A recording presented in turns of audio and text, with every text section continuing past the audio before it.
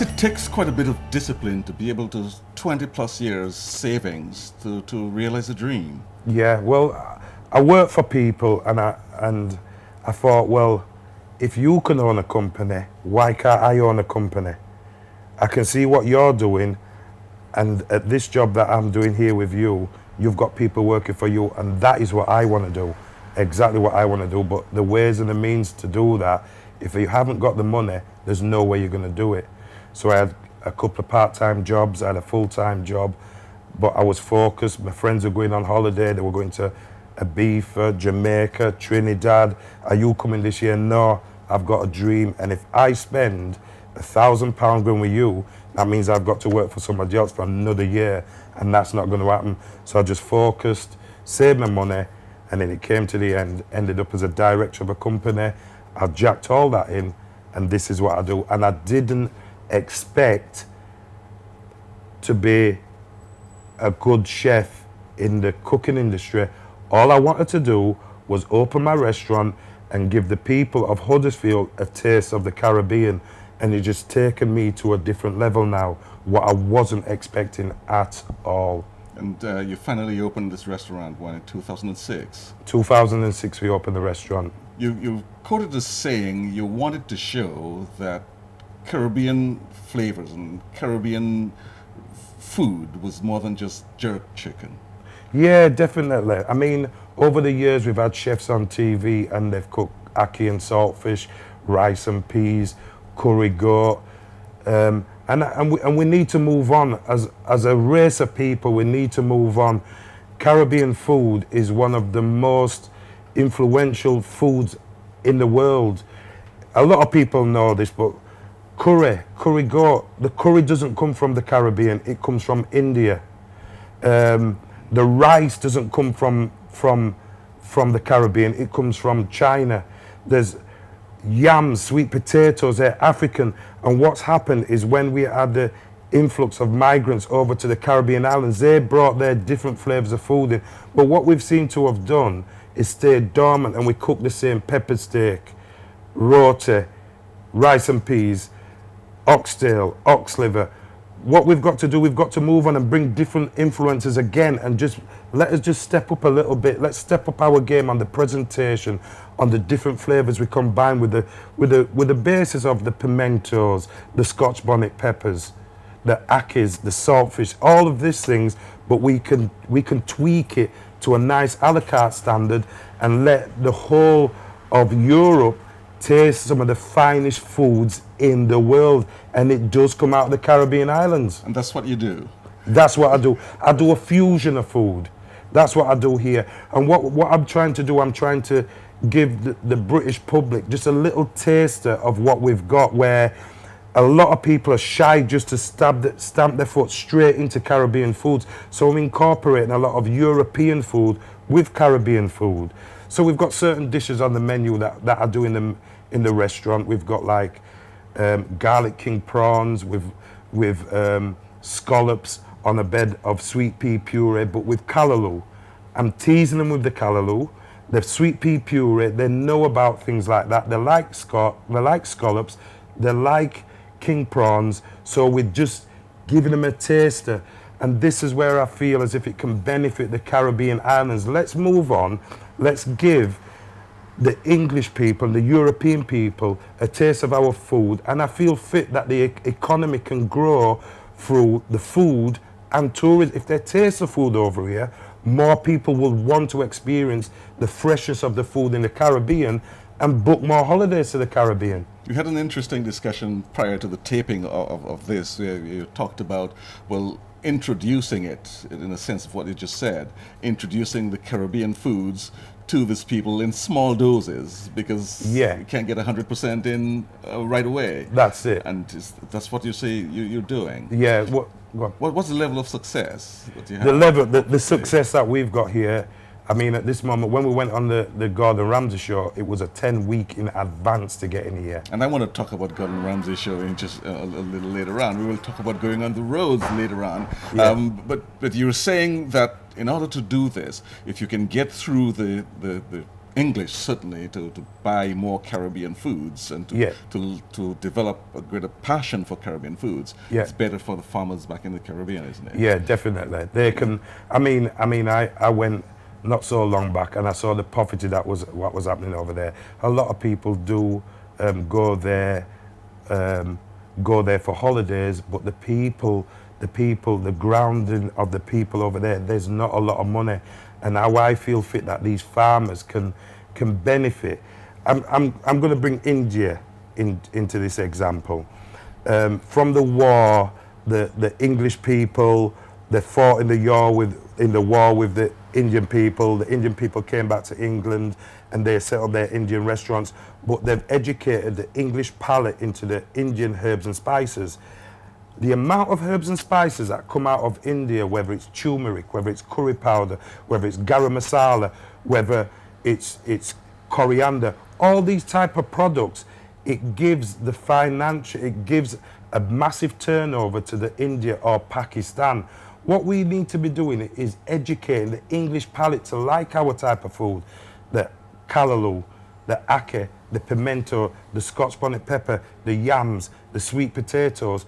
Once we've got that, the economical growth and the export into England, it'll go up by far. Yeah. And if I can change it by 10% over a 10-year period, that might be an extra £50 million.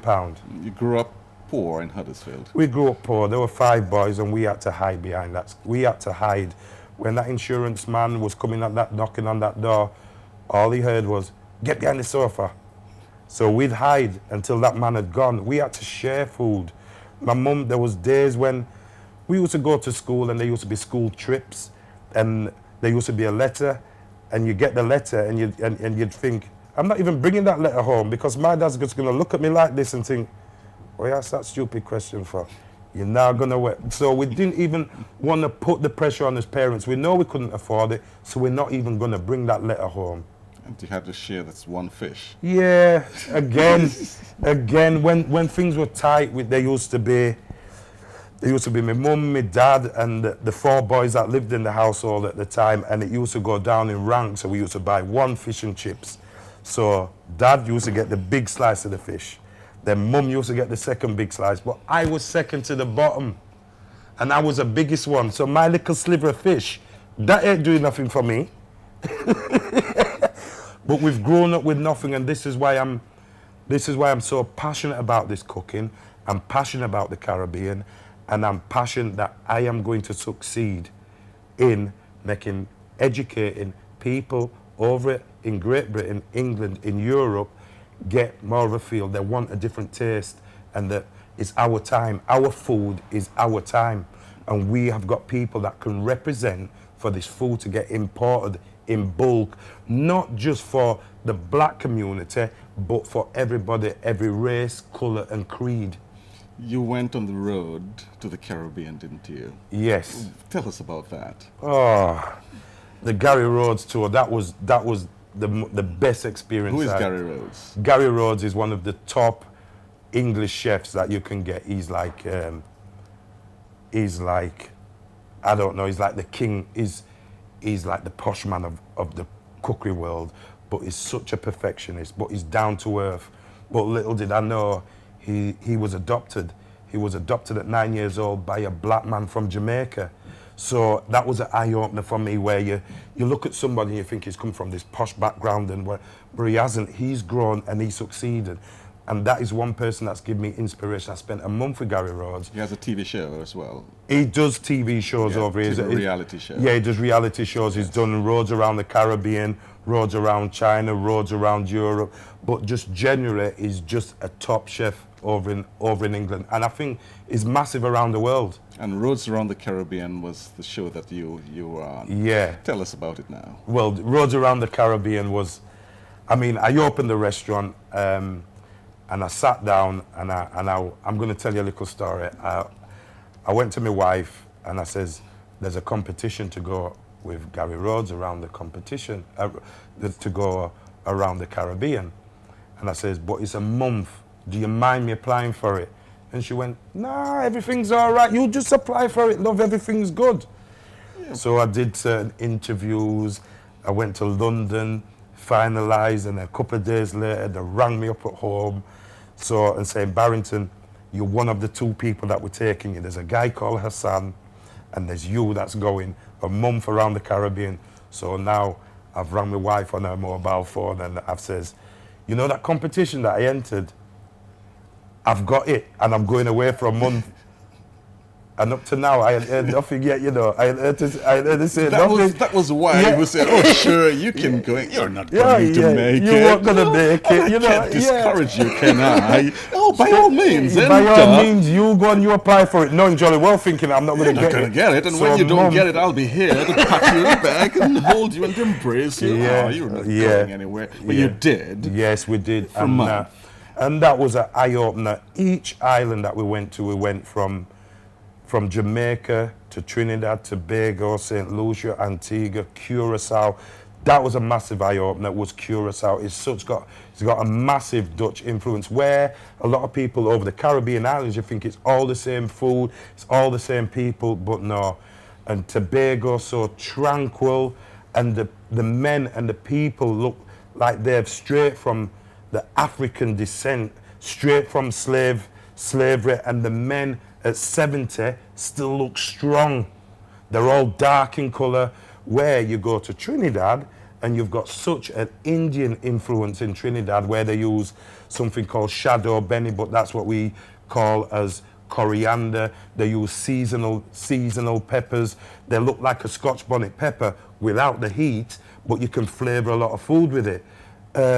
Doing rotis, so they've got they're like coolies. They've got half black and half Indian with straight black hair, and they're all red skin as well. So it was just an eye opener to see what type of cuisines that they do. But for me to represent Huddersfield and go with Gary Rhodes and to promote the Caribbean islands as one of the best thing I've ever done. I want to be an ambassador for Caribbean islands. What did you learn? What I learned was the makeup of different cuisines.